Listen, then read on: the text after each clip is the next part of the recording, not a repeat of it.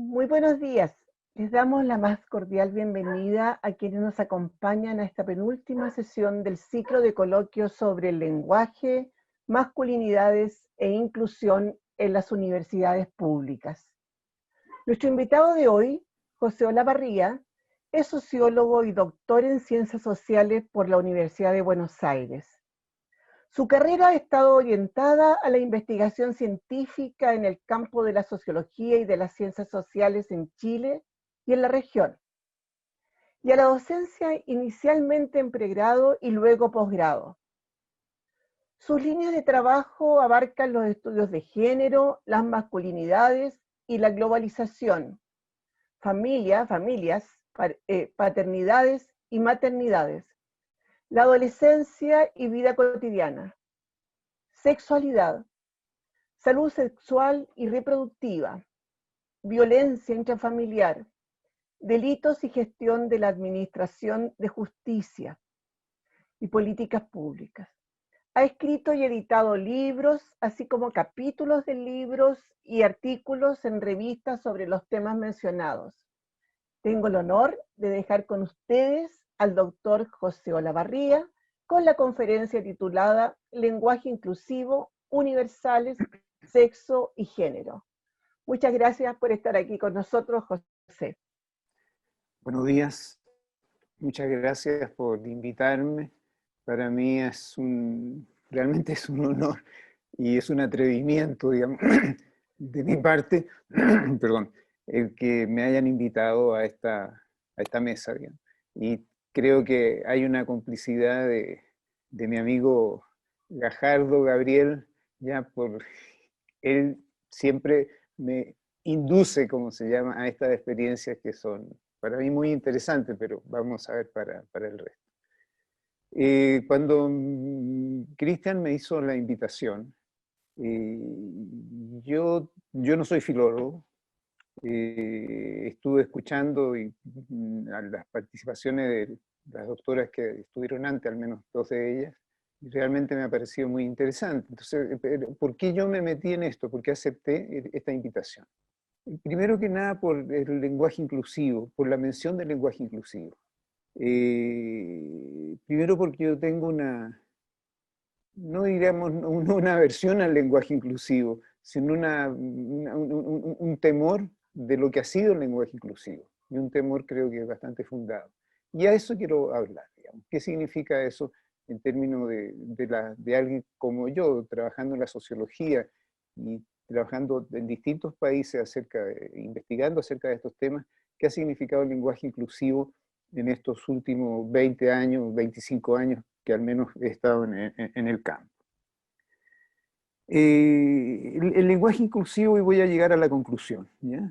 Voy a partir por la conclusión y después voy a desarrollar. El lenguaje inclusivo ha reafirmado la hegemonía de las personas y de los grupos más dominantes dentro de nuestro lenguaje, y no solo del lenguaje, porque esto no solo es lenguaje, esto son prácticas que están de alguna manera presentes en nuestra vida cotidiana. ¿Y por qué afirmo esto? Porque el lenguaje inclusivo sin género biológico, sin género de identidad, sin género psicológico, es un lenguaje que lleva a ocultar aquello que está tratando de expresar. Entonces, esta es la relación que hago con el lenguaje inclusivo.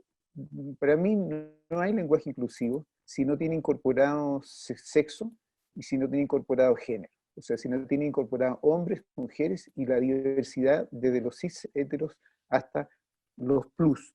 ¿Ya?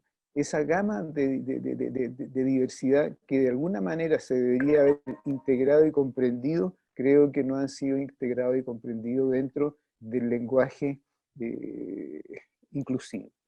Y eso no ha sido una cuestión de quienes traten de hacerlo, sino del uso y el aprovechamiento que se ha hecho durante el aprendizaje del lenguaje inclusivo de lo que estoy comentando. Y voy a comentar por qué digo esto, ¿ya? Y no es por solo una afirmación, una hipótesis que tenga que someter a prueba. Desde yo empecé a trabajar en el campo del año 95 aproximadamente, y ahí había una agenda muy clara de los feminismos y los movimientos de mujeres. Y no puedo disociar el lenguaje inclusivo del movimiento de mujeres y de los feminismos, ¿ya? Porque son ellas las que en su momento plantean a lo menos 4 cuestiones que sean centrales. Uno, que era hacer visible a las mujeres. ¿Por qué hacer visible a las mujeres? Porque la estadística y en el fondo la gramática de hombre, digamos, como podríamos llamarlo en términos más precisos para ustedes, ¿ya? Era un universal. Hombres eran todos. Hombres eran hombres, mujeres, niños, niñas, blancos, negros, etc. Por hombre significaba al conjunto de los seres humanos. Y al estar caracterizando al conjunto de los seres humanos, en definitiva, a los únicos que caracterizaba era a los hombres con pene, digamos, a los hombres heterosexuales, a los hombres que tenían dominio, a los hombres que ejercían, al menos durante las últimas décadas, hegemonía. El universal lo que hacía era ocultar la diversidad. Y mientras se habló de hombres, se ocultaba la diversidad. Y no estoy hablando de mucho tiempo atrás, ¿ya? En esta agenda de las mujeres, por visibilizar a las mujeres, había 3 o 4 cuestiones más, y ya voy a volver a lo anterior.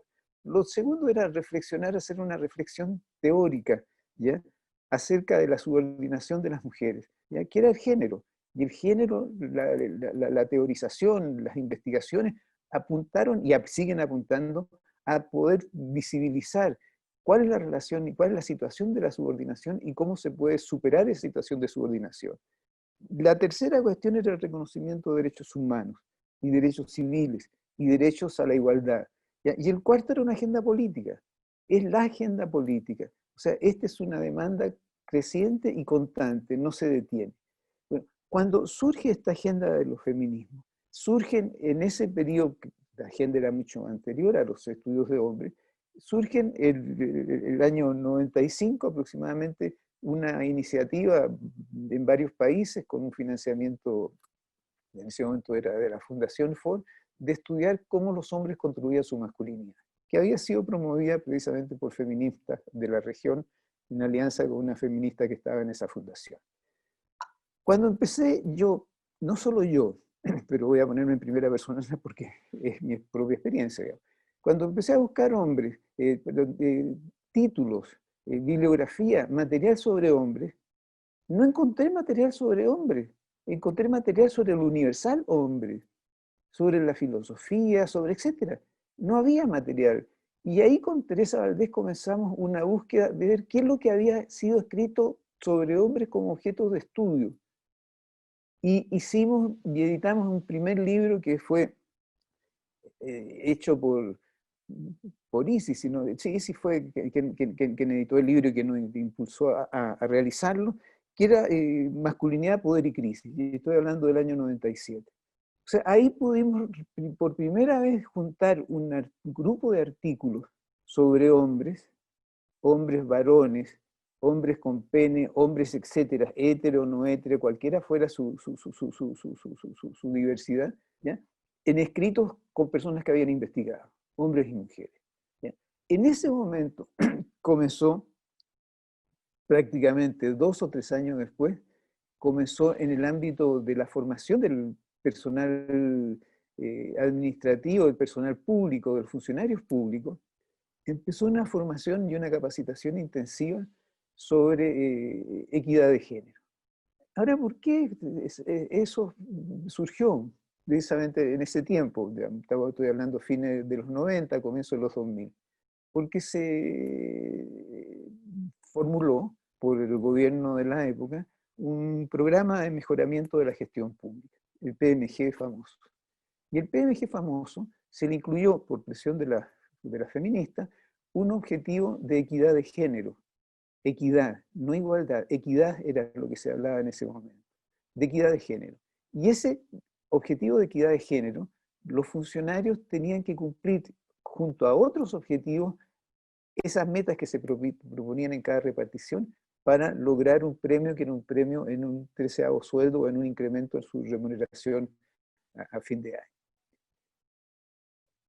Con esas capacitaciones, comenzaron primero las capacitaciones con lenguaje no sexista, que era un poco quienes hicimos esas capacitaciones.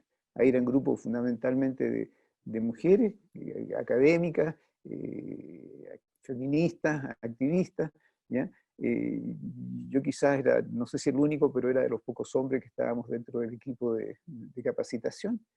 Y lo que no fue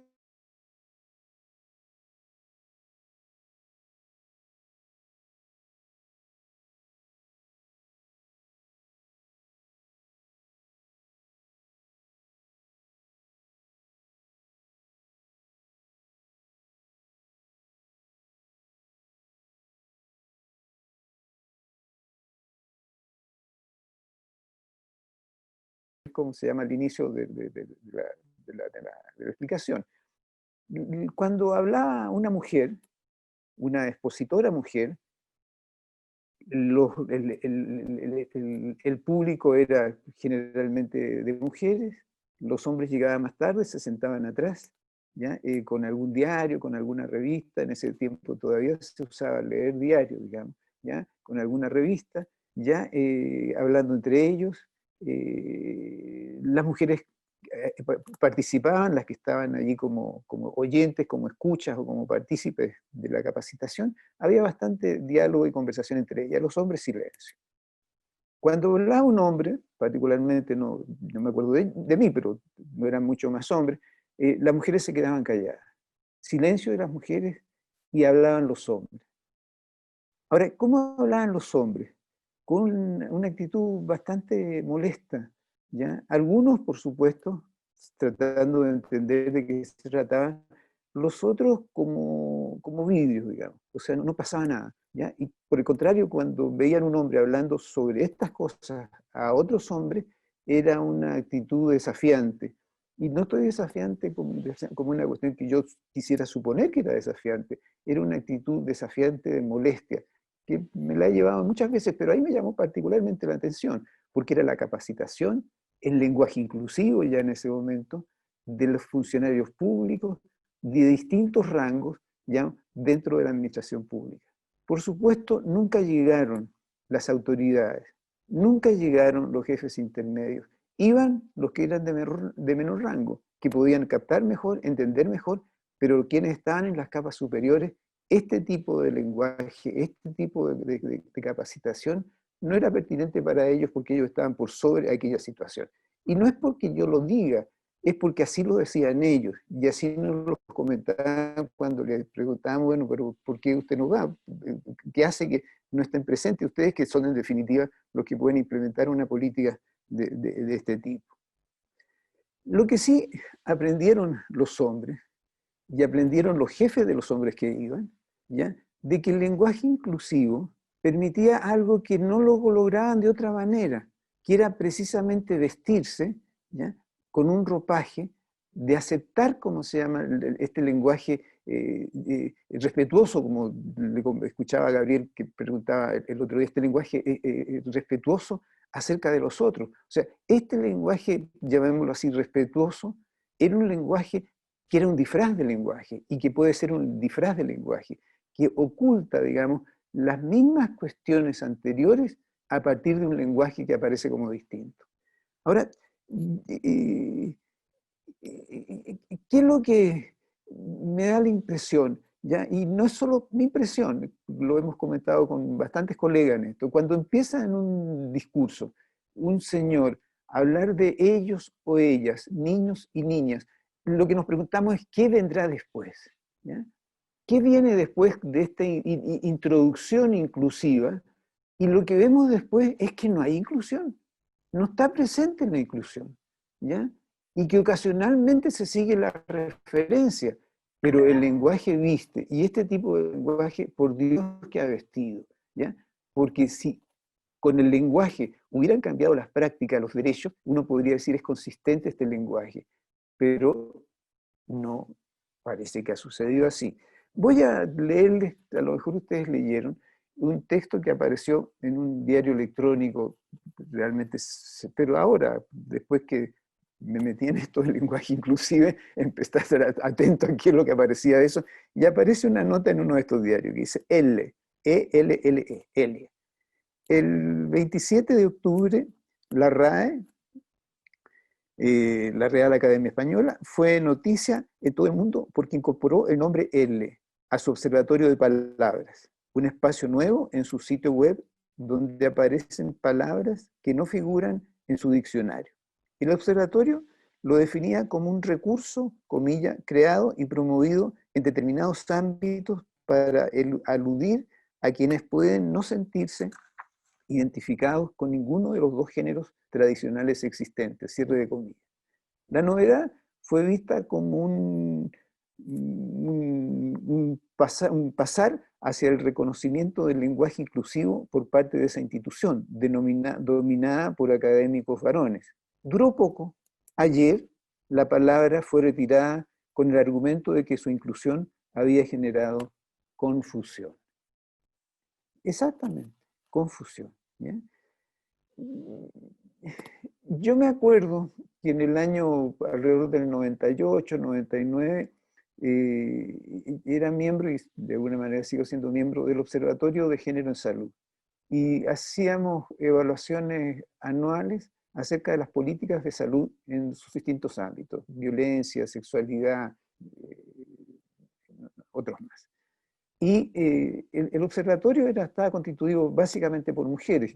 Nuevamente yo era el varón, o era realmente de los pocos varones que estaba ahí. La presentación de este informe fue en el Salón de Honor de la Universidad de Chile. Me habían pedido las chicas que fuese yo la presentación precisamente para producir el contraste. ¿Ya? El público era básicamente de mujeres. Estaban subsecretarias, decanos, autoridades de la universidad, pero era un público preferentemente de mujeres, en una evaluación y escritos preferentemente de mujeres. Yo hice la presentación en femenino. Para llamar la atención, como diría a lo mejor la profesora Junyet, no lo pensé en ese momento, pero me pareció que era lo más adecuado. O sea, ¿con qué cara iba a hablar yo en masculino cuando prácticamente todo había sido hecho en femenino? Ahora, esa situación, no sé qué impacto habrá causado, nadie me interrumpió, nadie puso mala cara, aparentemente todos escucharon, ¿ya? Pero para mí fue un efecto muy fuerte de cómo llamar la atención en términos de lenguaje. Y ese no era el lenguaje inclusivo, era el lenguaje en femenino, ¿ya? Porque era femenino el público principal, ¿ya? Ahora, esa cuestión del lenguaje y esta cuestión del lenguaje que ustedes tratan como tema central, tiene sentido, al menos para mí, si va asociado al género biológico, al sexo, a ese mundo. Si no, en el fondo queda como una especie de gato partido. Y para terminar esto, ¿ya? Hablando de lenguaje inclusivo en las universidades, si hay un lugar donde el lenguaje inclusivo se ha adoptado rápida y fácilmente es en las universidades, pero si hay un lugar en el cual haya habido una actitud más de mayor rechazo a la inclusión de género y sexualidad, es precisamente la universidad. La universidad es quizás de las instituciones que más se ha impedido el que este lenguaje inclusivo pase a ser realmente una práctica inclusiva. Yo he participado en varias investigaciones en el campo de la universidad y en algunas veces, en algunas conferencias o encuentros con las universidades de ustedes y con la colega que ha estado coordinando, yo he planteado también esto. Pero, y no hablo de cualquier universidad, hablo de todas las universidades y también, desgraciadamente, de la universidad de ustedes, ¿ya? ¿Cuántas rectoras, decanas van creciendo? ¿Cuántas jefas de proyectos de investigación? ¿Cuántas publicaciones en revistas con referatos encabezados por mujeres? ¿Cuántos tiempos completos de docentes mujeres? Y uno empieza a ver bueno, eso es inclusión, pues. ¿Cuánta de género y de sexualidades en las mallas curriculares? Me acuerdo que hace 15 años atrás hicimos una investigación con otros colegas, no solo en Chile, porque este no es un problema de Chile solamente. ¿Ya? Este fue hecho un estudio en México, y la cosa no era distinta, digamos. Lenguaje inclusivo, pero no inclusión en las mallas curriculares de la diversidad y de la inclusión. Esas consecuencias yo las vi hace 2 años atrás, no, 3 años atrás, hace poco, en una investigación que hicimos en estudiantes de enseñanza media, en 10 colegios de todo Chile, desde Arauco hasta la quinta región. Ninguno de los profesores, ninguno de las profesoras, ninguno de directores o directoras, ninguno de los jefes pedagógicos, ninguna autoridad, ningún padre y apoderado, ningún jefe de inspección o jefa de inspección había jamás tenido una experiencia académica sobre sexo y género. Y no estoy hablando de cualquier colegio. O sea, ahí quedó en evidencia de que aquello que no se incluyó en la práctica cotidiana de las universidades solo se incluyó en un lenguaje inclusivo, pero no se hizo carne, como podríamos decir, en aquello que es la realidad, la práctica cotidiana. Y lo que encontramos en ese momento, que las diferencias que cuando se trataba de caracterizar un hombre y una mujer, seguía caracterizándose por la biología, ¿ya? Y no por el género que de alguna manera construye la diferencia entre hombres y mujeres. Bueno, eso es lo que yo quería un poco mencionarle, ¿ya? A mí me dejó, no me ha conmovido en el sentido que me ha vuelto a poner en evidencia y a tratar de sistematizar, digamos, aquello que me ha dado vuelta durante mucho tiempo y que ustedes, no sé si feliz o no felizmente, me han permitido dar alguna mínima sistematización. Eso sería de mi parte. Espero que se hayan escuchado relativamente bien porque estoy lejos y con problemas, parece, de comunicación. Yo les escucho muy bien.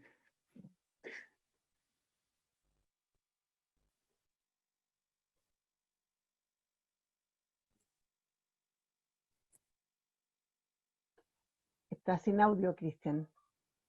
Ah, perdón, sí. Muchas gracias, José, por tu intervención. Te escuchamos bien. Parece que yo soy el que no me escuchaba bien. Bueno, vamos a comenzar el diálogo con algunos comentarios que han hecho los asistentes. Aquí hay una... Claudia nos dice, ¿podría repetir la conclusión del principio, por favor, José?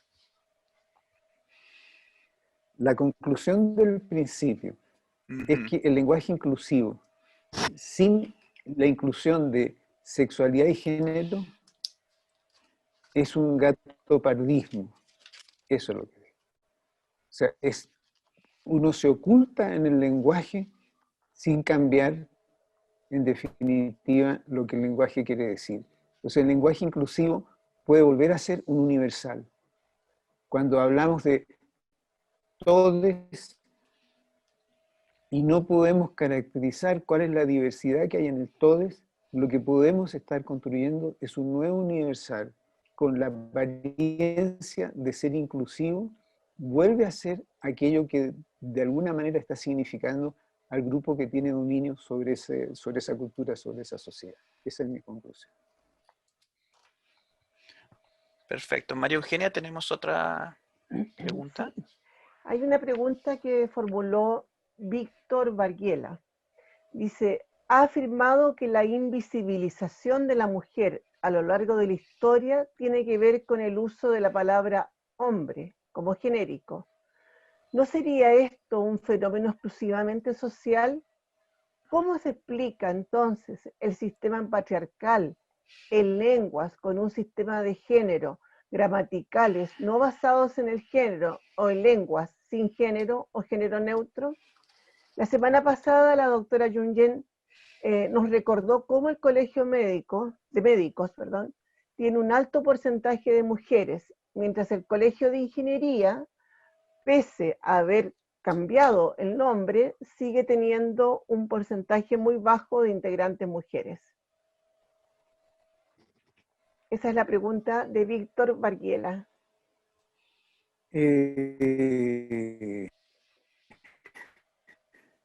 No me queda muy clara la pregunta, quiero decir, al menos no me cuesta, no la entiendo bien. Yo tengo una hija que es médico. A ella no le gusta y a su generación que le digan médica. ¿Ya? Ella es mujer, activista, feminista, etc. ¿Ya? Podría ser a la inversa, ¿no? Mi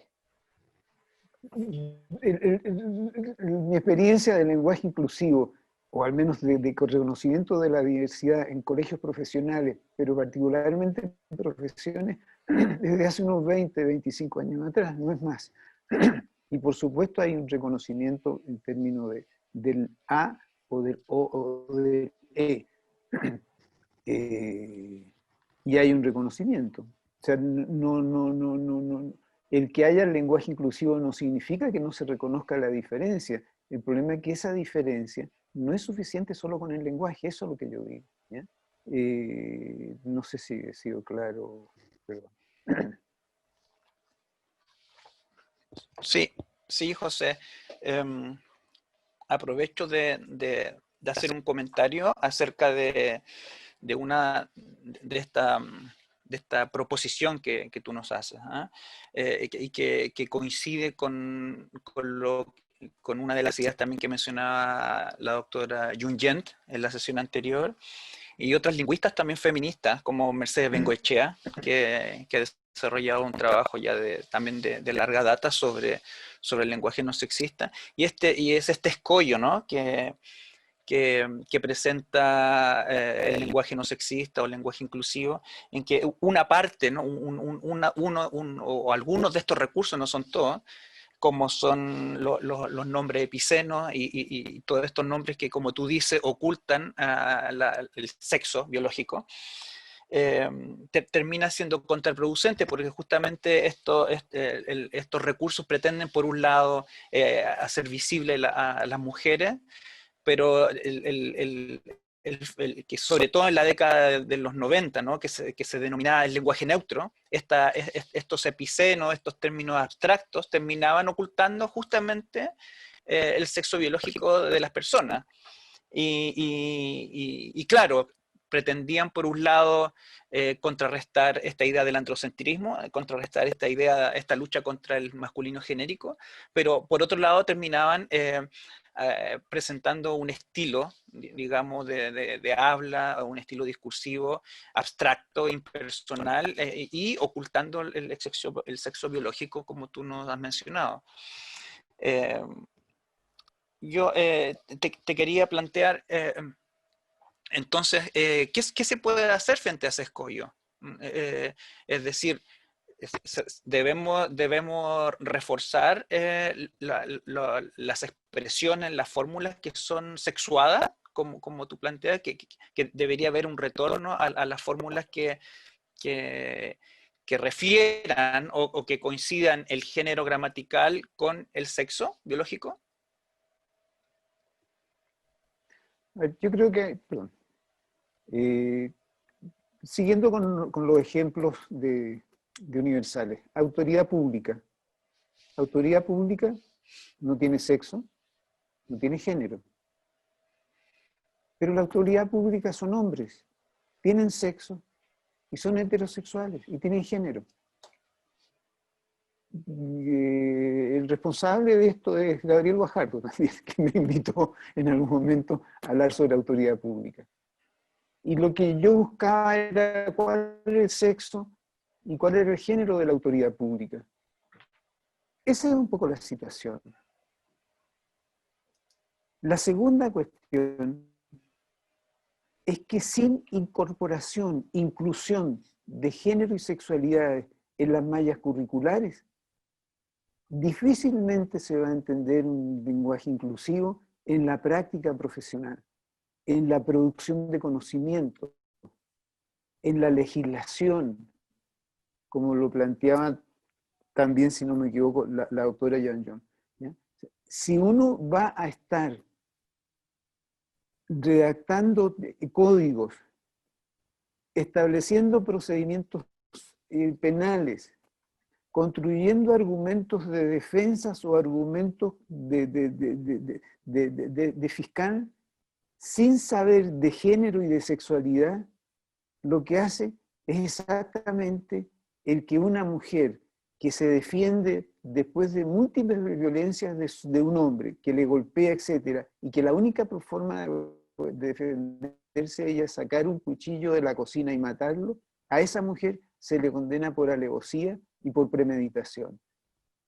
Si no se conoce suficiente sobre género, difícilmente en los tribunales de familia los abogados y las abogadas que trabajan van a entender cuál es la situación, qué es lo que significa criar a un niño en una condición de insolvencia económica, cosa que ha quedado en evidencia en estos últimos meses. Eso significa abogados, psicólogos, trabajadores sociales, ingenieras, ingenieros, etcétera, que en su formación tienen estos recursos para que la inclusión sea posible.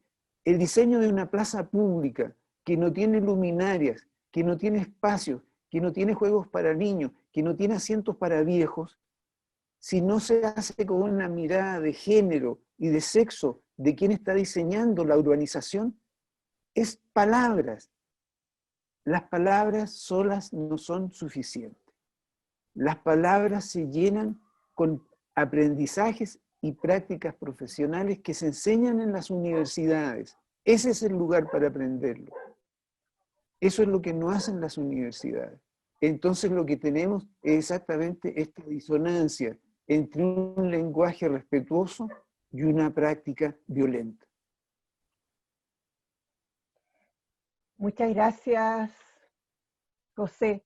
Tenemos otra pregunta que está formulada por Gabriel Guascardo. Dice, agradezco la presentación de José Olavarría, su conclusión abre una reflexión. Mi consulta es sobre los estudios de masculinidades y hombres. ¿Qué papel juega el lenguaje inclusivo como tema?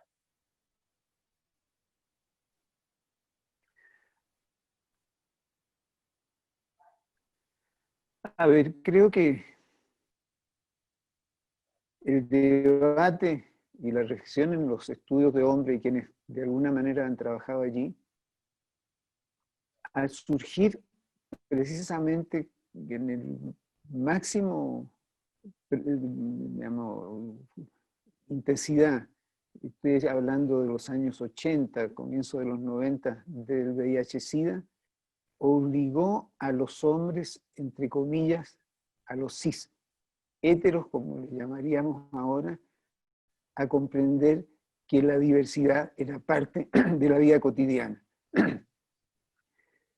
El lenguaje inclusivo, desde ese momento, y que al menos de la práctica que yo he tenido como investigador ya en este campo, y que creo que también en la práctica de Gabriel, en la medida que concordamos en muchos momentos, era que la inclusión no suponía hacer diferencias por el sexo ni por el género. Ayer estuve en un webinar con Rubí Carreño, una querida colega literata, que trabajamos juntos en la red de masculinidad, donde también estuvo Gabriel. Y ese espacio era un espacio inclusivo y respetuoso.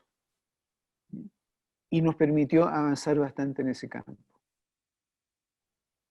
Yo creo que la inclusión no solamente es una definición verbal, sino que también es una práctica cotidiana que conscientemente uno toma para actuar.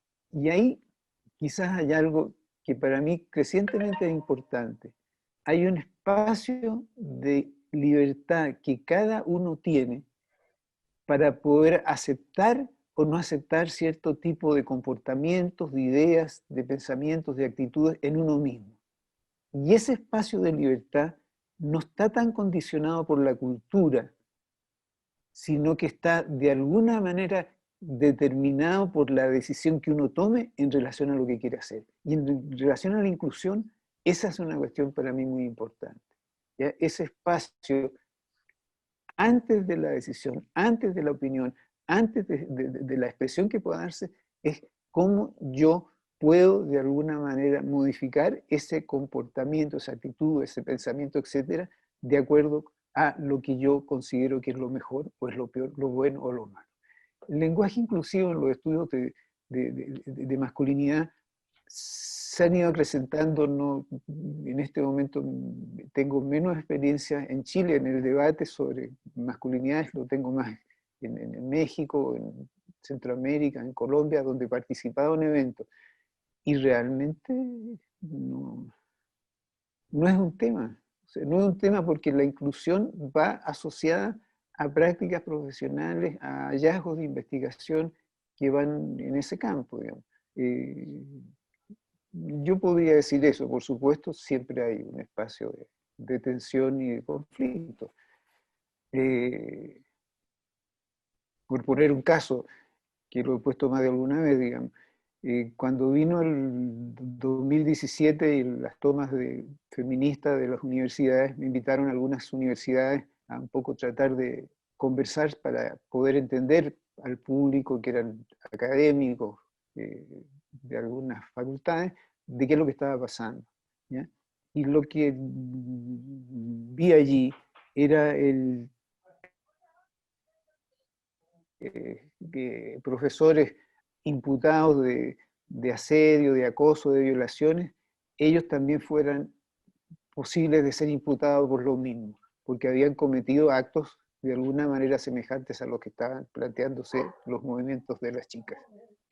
Ahí vi con un gran temor lo que significaba la inclusión para ese tipo de personas, de académicos y de profesionales. Esa podría ser mi reflexión.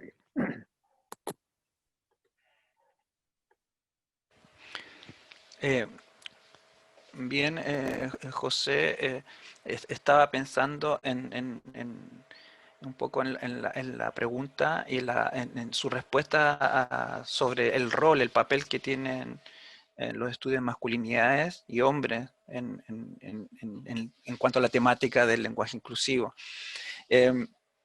Yo quisiera preguntarle en cuanto a las denominadas nuevas masculinidades, porque hay agrupaciones o redes, como usted nos mencionaba, de hombres de hombres pro igualdad, que en el pasado, porque por décadas también en sus agendas han propuesto o adhieren a un lenguaje igualitario, a un lenguaje fuera de estereotipos, de sesgos sexistas. ¿Qué piensa usted sobre las nuevas masculinidades y esta agenda también propia de algunas agrupaciones de hombres ante el lenguaje igualitario, respetuoso, como usted lo ha denominado? Con Norma Fuller, que es una colega antropóloga peruana con la que hemos trabajado ya desde el inicio de estos estudios, estamos en este momento terminando una investigación que surgió de un evento que hubo en Chile hace un par de años atrás, de 20 años de estudios sobre hombres y masculinidad. Y lo que hicimos fue hacer una investigación ahora, preguntar ahora, para poder tratar de comprender de qué cambios había habido en la masculinidad de los hombres en los últimos 20 años. Y nos ha costado mucho poder encontrar diferencias.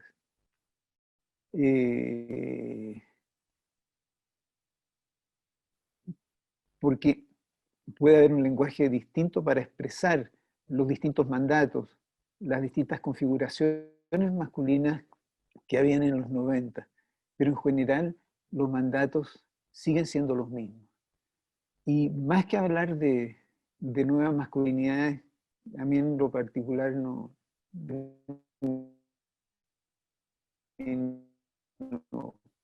quizás más apropiado, es la forma en la cual se expresan diversas formas.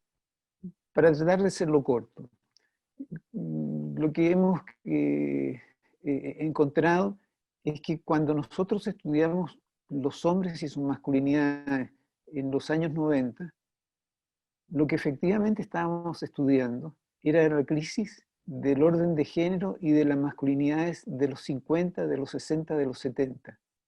Esos eran los reclamos y los sentires de los hombres en los 90. Era por qué ellos no podían ser hombres como les pedían que lo fueran.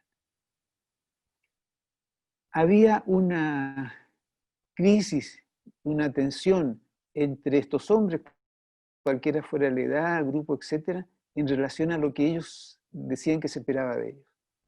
Pero había mandatos que estaban presentes. Cuando volvemos a hacer este estudio 20 años después, seguimos encontrando los mismos mandatos, pero que de alguna manera se han ido desdibujando algunos. Por ejemplo, ser hombre proveedor, con toda la desarticulación en el ámbito del trabajo, ¿ya? El proveedor ha venido a pérdida, digamos, porque no hay trabajo estable, etc. Yo no me voy a meter en eso. Pero en cambio hay otros que sí han cambiado y que son los menos, ¿ya? Que son, por ejemplo, los mandatos del heterosexismo. Hoy día, en los hombres, que al menos estos hombres que estudiamos ahora, ¿ya? La diversidad pasa a ser una práctica y un reconocimiento explícito. Por supuesto, sigue presente el mandato de la homofobia. Digo, por supuesto, sigue presente el mandato de la homofobia, pero aparece el mandato del cis hetero, ¿ya? De la heteronormatividad como un mandato que decae, que pierde fuerza, ¿ya? Que pierde mucha fuerza. Ahora, ¿es posible hablar de nuevas masculinidades? Lo que nosotros encontramos son expresiones distintas. Por ejemplo, ayer venía una chica comentaba de los jóvenes, de los hombres de la primera línea, de los que estuvieron ahora y que siguen estando ahora en las concentraciones y en el estallido en Chile. Entonces, bueno, mi pregunta era, ¿cuán diferente es esta primera fila de ahora con la primera fila del 71, del 72 de los jóvenes que estaban en la misma condición? En términos de su expresión, en términos de su valentía, en términos de su arrojo, en términos de su temeridad. ¿Bien? ¿Cuán diferentes son las expresiones de reconocimiento de una diversidad sexual a las que habían de la revolución de las flores de los 70? No es que sean distintas, son expresiones que toman distintas estas formas de configuración de una masculinidad que responde ya no a un orden material, digamos, económico, del orden del capitalismo industrial, como yo llamaría ese orden que dura hasta los 70. Ahí hay una forma, hay un orden de género y hay una forma de masculinidad que se expresa. Pero con el orden neoliberal se resquebrajan ese orden de género y se resquebrajan también las configuraciones de masculinidad. Hay nuevas expresiones de masculinidad, pero los mandatos, de alguna manera, algunos siguen siendo tan fuertes, otros son más tenues.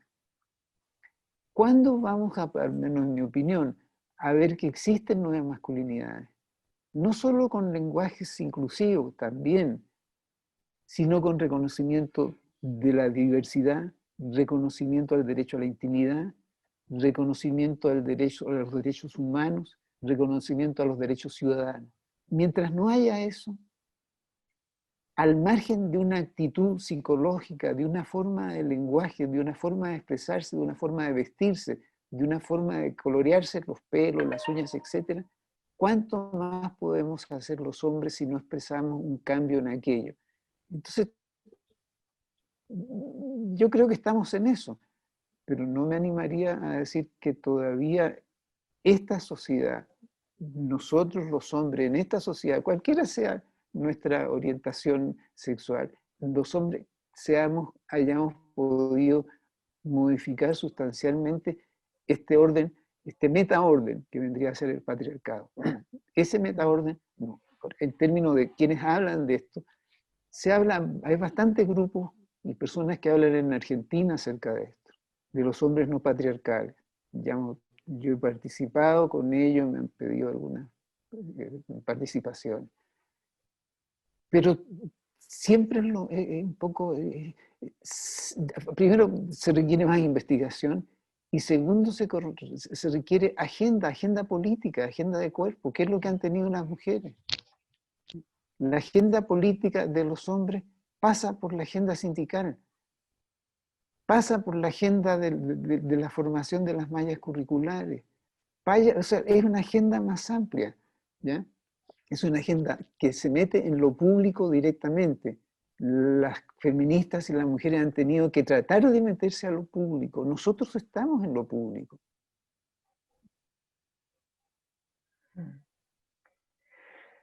Yo creo que es muy interesante la perspectiva de análisis que nos colocas, José, porque justamente hay un tema como del macrosistema, ¿no es verdad?, que está involucrando toda esta conversación y que tiene que ver con esta cultura patriarcal de la cual de alguna manera estamos todos condicionados, ¿no? Aquí hay una pregunta que la formula Mauricio Manquepillán. Dice, un saludo a José Lavarría. Mi pregunta es respecto del uso del lenguaje inclusivo en documentos oficiales del Estado.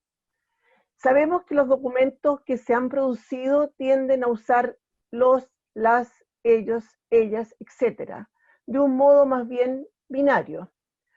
Aunque aunque esto no es muy usado actualmente, también hay mucho rechazo al uso del todes, por rechazo de la RAE. Pero sabemos que eso es una institución de poder que finalmente también es colonialismo de la lengua. Aquí viene la pregunta. ¿Qué tipo de lenguaje inclusivo podría usarse en documentos oficiales de ministerios?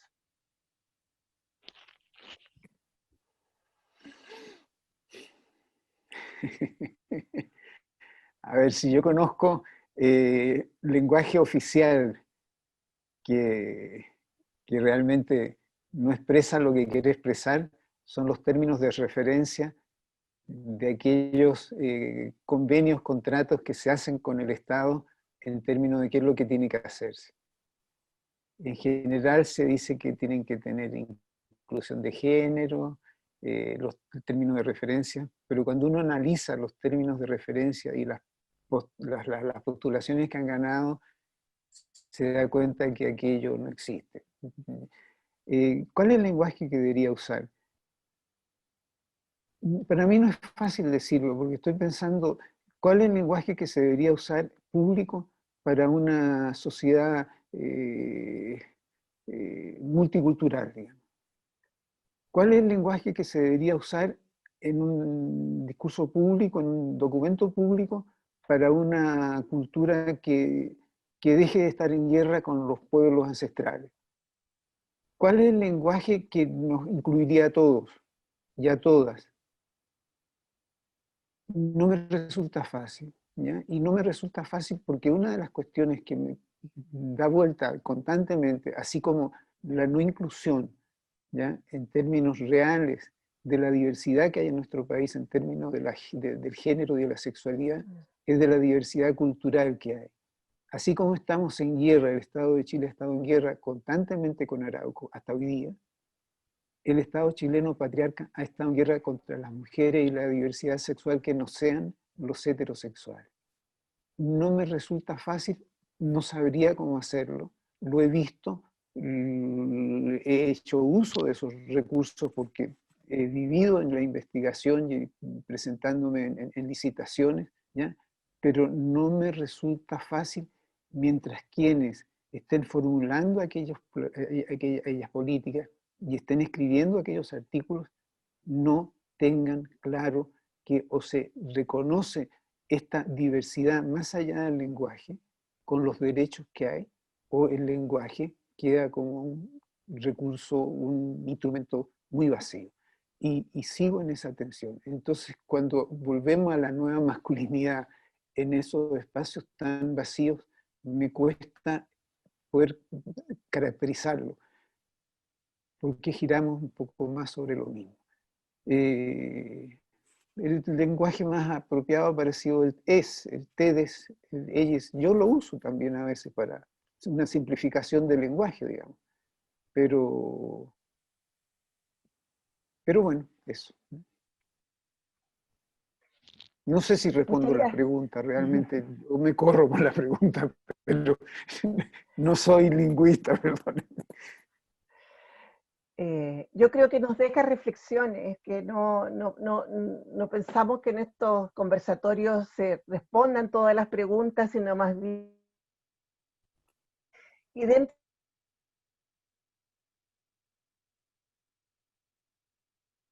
del tema es la inclusión, pero también el punto es qué es lo que estamos entendiendo por inclusión, ¿no? Eso también es un enfoque, no necesariamente es una concepción unívoca que tiene toda, no es una noción, digamos, no es un concepto, más bien lo hemos visto como un enfoque a lo largo de esta investigación, ¿no? Y de ahí surge una reflexión interesante para el momento actual, ¿no? Que es necesario como reflexionar en qué medida este reconocimiento y visibilización de la diversidad ha ido configurando también una exacerbación del individualismo o de la individualización para dar cabida a lo diferente. Es decir, tanto se diferencia que hay una exacerbación de esta individualización y produciendo con ello también tensiones en la interacción social y comunitaria. Las tensiones producidas por la exacerbación de la individualización de las diversidades son parte de confrontaciones culturales, a veces abiertas y otras subterráneas que coexisten en un espacio común. Entonces, es como las nociones y expresiones del lenguaje manifiestan estas tensiones. Entonces, ¿en qué medida? La gran preocupación es que en la exacerbación de la individualización de, de las diferencias, también puede tener un efecto contrario y en vez de inclusión vaya significando la exclusión de otras personas, ¿no? Y un debilitamiento de la comunidad. ¿Mm? A ver, mi reflexión sobre lo que tú planteas. Yo creo que el cambio fundamental entre los 60, 70 y hoy día, digamos, es el cambio de, voy a lo macro nuevamente, es el cambio de la caracterización del estado de bienestar que de alguna manera se obliga a ser solidario, ya sea a través de la distribución de la renta, de los impuestos, con los distintos tipos de estímulos, de subsidios, de gratuidad en la educación, en la salud, etc. Donde hay un sentido colectivo que toma el Estado, y el Estado no es un ente, una entelequia, sino que son hombres, básicamente hombres en ese momento, mujeres en proporción creciente ahora, que establecen que el Estado, que este ente, debe de alguna manera tratar de equilibrar el desequilibrio que existe a nivel de la sociedad. El estado de bienestar, desde el inicio, desde la dictadura, desde la prisión, desde la tortura, desde los desaparecidos, no solo en Chile, lo que buscó fue desarticular esa red social de solidaridad. Y al deshacer eso, lo que construye es un espacio para que la individualidad pueda sobrevivir, destacarse, o por el contrario, no solo sobrevivir, sino suponerse, ponerse por sobre los otros. No es posible explicar la individualidad sin la política, la necropolítica, la política de la muerte, la política, o sea, si tú vas a morir, ya sea de hambre, ya sea porque no tienes recursos, ya sea porque vas a ser matado por un gángster ya sea porque vas a ser golpeado y feminicidado, no sé cómo se dirá eso, en una mujer, en el caso de un hombre, porque eres tú quien te proteges del otro.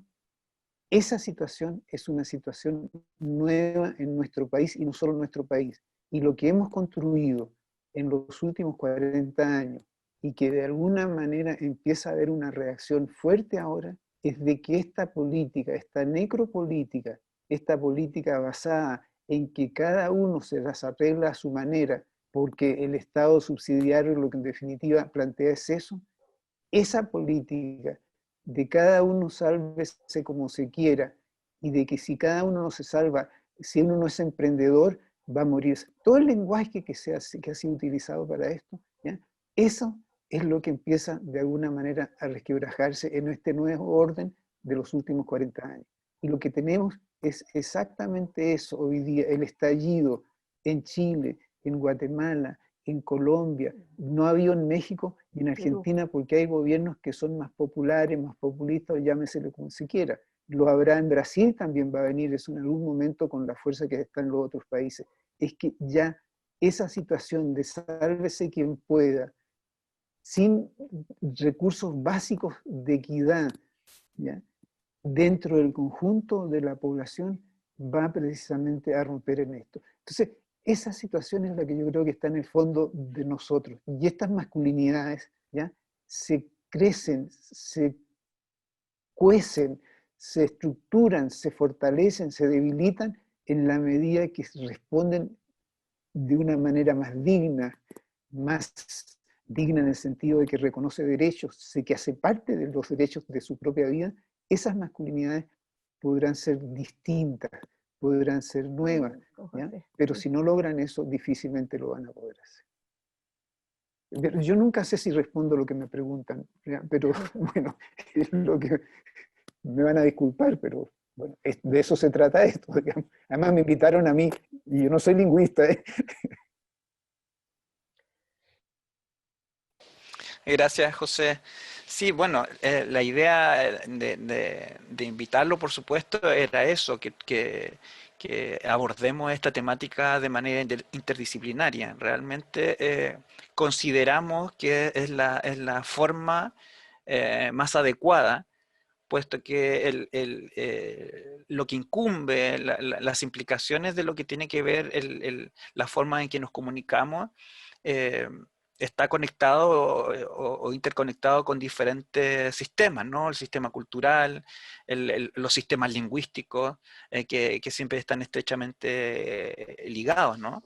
Y también la dimensión política, es decir, nosotros no solamente utilizamos el lenguaje con funciones pragmáticas y de comunicación en diferentes contextos, desde lo privado a lo público, sino que también es una expresión política, ¿no?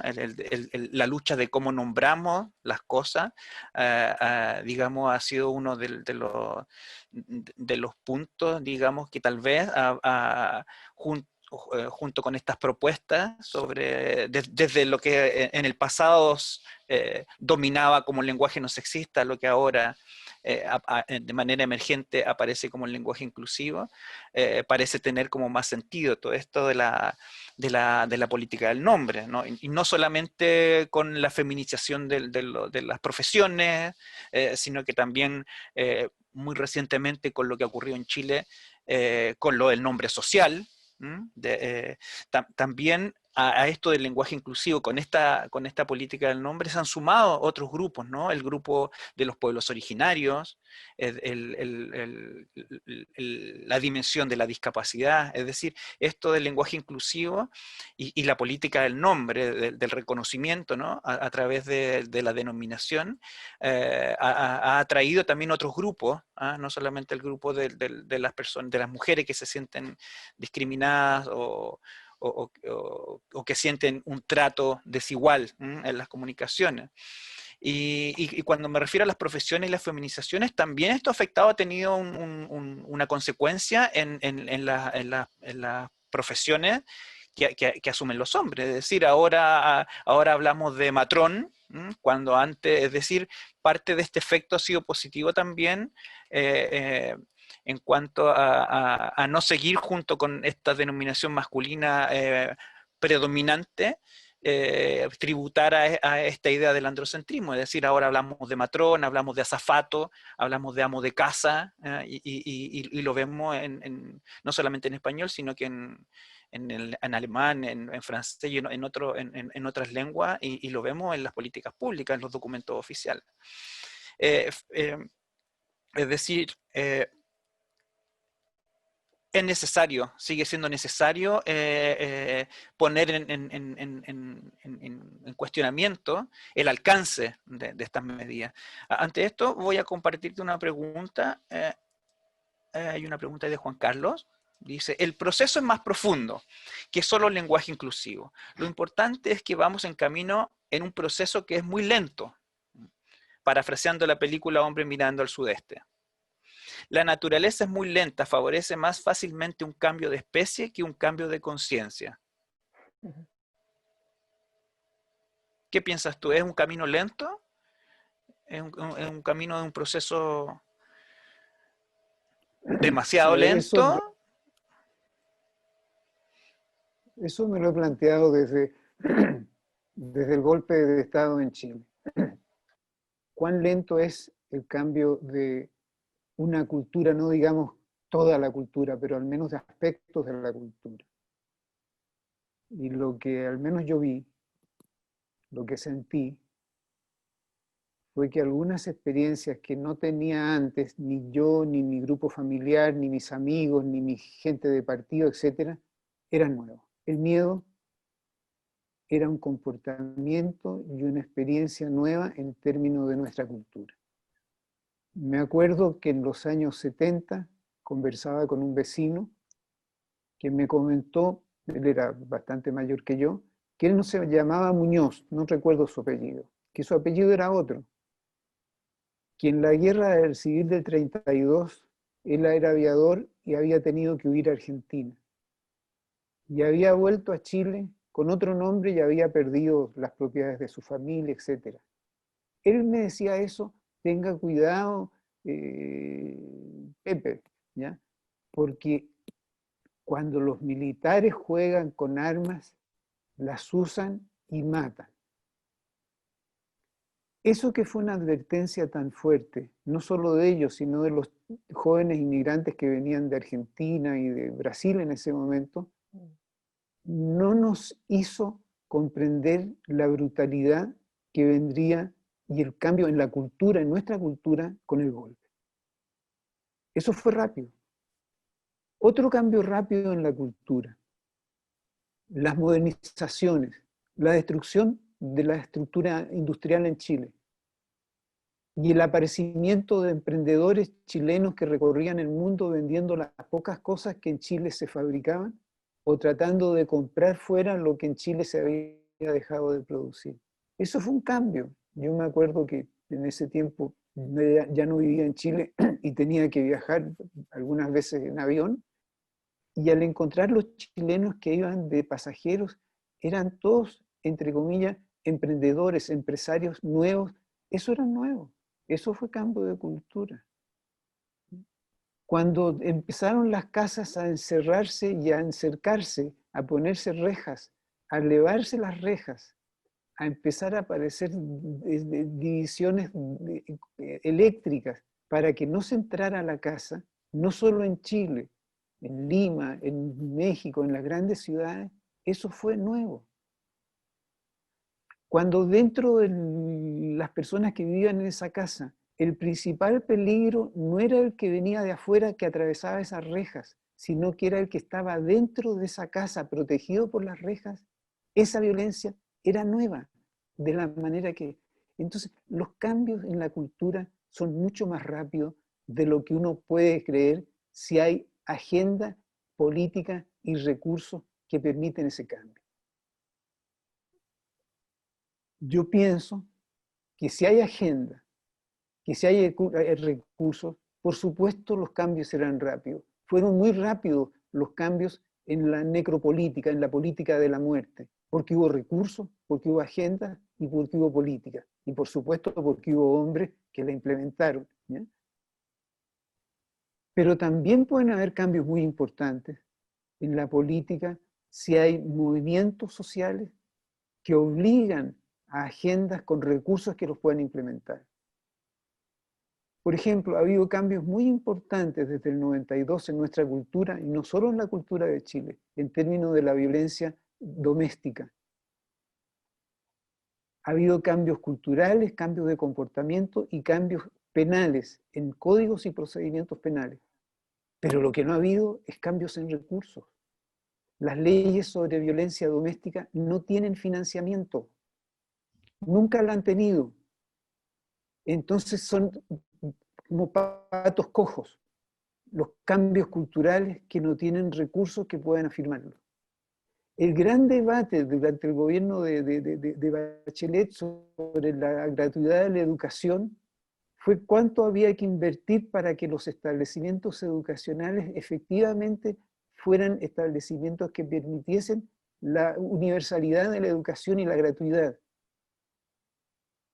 Y todo el rechazo de aquello de transformar a un Estado como Estado rentista, que me acuerdo que fue el debate en ese momento, para oponerse a que el Estado tomara el control de los establecimientos, porque sin el control de los establecimientos difícilmente podía entrar a asegurar la universalidad y la gratuidad de la educación, también es un cambio cultural importante. Ahora, ¿qué es lo que pasa con los cambios culturales importantes? Es que ese es un campo de conflicto, de lucha, es un campo de lucha política. Lo ha sido siempre y lo es mucho más ahora.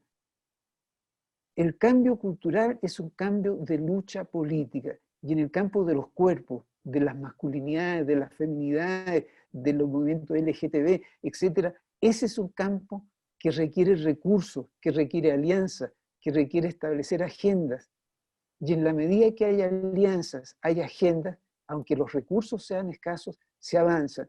Lo que son más claros, esos son las leyes y las declaraciones de reconocimiento de la diversidad, de los cuerpos, de los pueblos originarios, de las personas con discapacidad, con necesidades especiales, etc.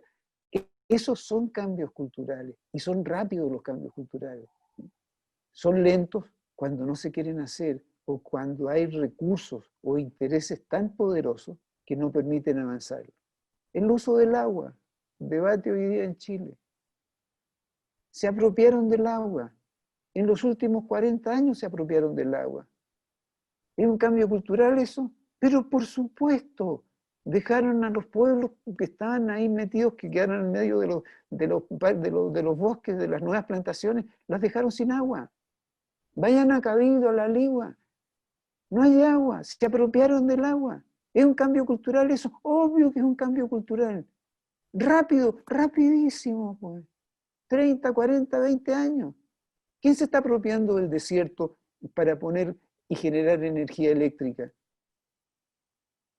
¿Quién se está apropiando de las islas del sur para transformarlos en centros, como se llama, de turismo internacional, al cual no llegarán los chilenos?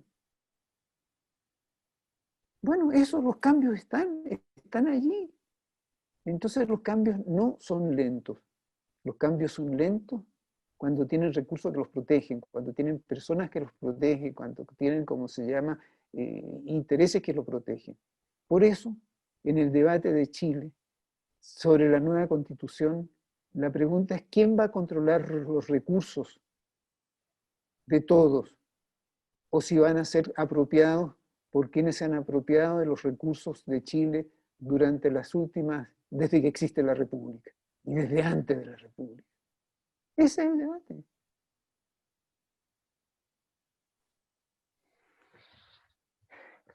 Gracias, José, porque haces una reflexión que nos obliga necesariamente a mirar como el contexto y pensar también que el debate sobre, o el tema sobre lenguaje inclusivo tiene un contexto mayor en un cambio que estamos ahora, ¿no es verdad?, a puertas en Chile, y sobre el cual también necesitamos reflexionar.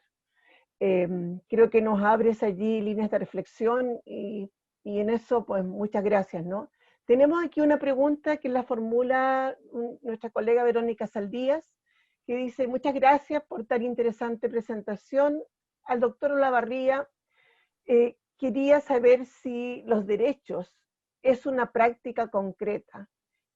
¿Qué otras, a nivel de comunidades más pequeñas, junto con entrar en la agenda política, como qué otros derechos? Eso es lo que entiendo de la pregunta de Verónica, ¿no? ¿Qué otros derechos tienen estas comunidades más pequeñas al entrar en la agenda política?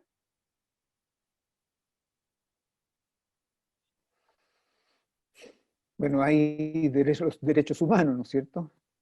Pero en las comunidades el derecho a la intimidad, el derecho a su propia cultura, a su propia forma de vivir, a no ser avasallados por los otros. Yo recuerdo, por una invitación que tuve, estar en Europa hace un par de años.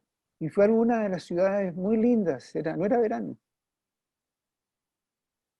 Hablando con un vecino, un señor de mi edad, viejo, que había vivido siempre en esa localidad, me decía que él podía salir a recorrer su antigua ciudad si salía antes de las 9 de la mañana, porque después de las 9 de la mañana le, le quitaban, por llamarlo así, lo que había sido su ciudad. O sea, la intimidad, el vecindario, el cara a cara, el hablarse, el reírse, el enojarse, la disputa, desaparecieron, fueron avasallados. Una comunidad tiene derecho a no ser avasallada, a que se le reconozcan sus derechos, a que pueda lograr niveles de vida, de equidad, de salubridad, de educación aceptables, en lo que pueda ser aceptable, pero sigue teniendo derecho a su intimidad, así como un núcleo familiar, como una pareja, ¿ya? Tiene derecho a su intimidad. También los grupos humanos, pequeños o más pequeños o no, tienen derecho a su intimidad. Lo que no sucede en el sur de Chile, que llegan y arrasan una comunidad indígena por algo que habría, no respetan la intimidad. El derecho a la intimidad es un derecho fundamental, es un derecho humano, ¿ya? Por poner un derecho. Sí, José, Verónica nos aclara que la pregunta también, aparte tenía como otra intención también. Dice, más que derechos, es qué cosas concretas son las que esas comunidades pueden hacer o podemos generar para ir cambiando la cultura a niveles más micros.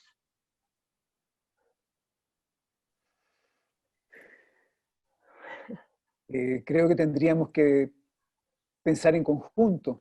Y quizás lo primero sería eso. Sentémonos a conversar qué es lo que tenemos que nosotros cuidar, qué tenemos que desarrollar, qué queremos defender, qué queremos impulsar. Hay algunas comunidades en Chile que ahora con la pandemia, sobre todo en zonas costeras de veraneantes que van de afuera, en que han hecho una especie de muralla humana y no dejan entrar a nadie por el temor al contagio. Bueno, esa es una decisión, supongo, de una comunidad que se protege.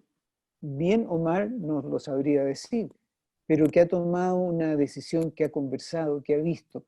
Yo creo que cuando hay un momento en que tenemos que conversar, ponernos de acuerdo, ¿ya? Debatir, votar si es que no estamos de acuerdo. ¿Ya? No. Son tan distintas las comunidades, tan diferentes una de la otra, que cada una tendrá que hacerlo a su propia manera, habiendo algunas reglas generales, pero no me atrevería a decir mucho más sobre eso. Y eso sí que es inclusivo. La conversación es inclusiva, el cara a cara es inclusivo, el decirse lo que se piensa es inclusivo, ¿ya? El no tener temor en decir lo que uno piensa.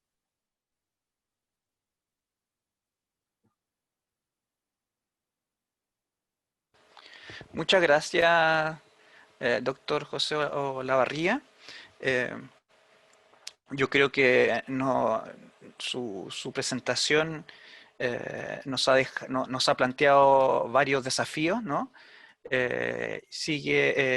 Y desafíos para seguir reflexionando sobre lo que acontece con estas propuestas de lenguaje inclusivo, o esta noción, digamos, emergente, ¿no? De lenguaje inclusivo, de lo que es su historia y de lo que es la trayectoria digamos, de estas políticas que están detrás.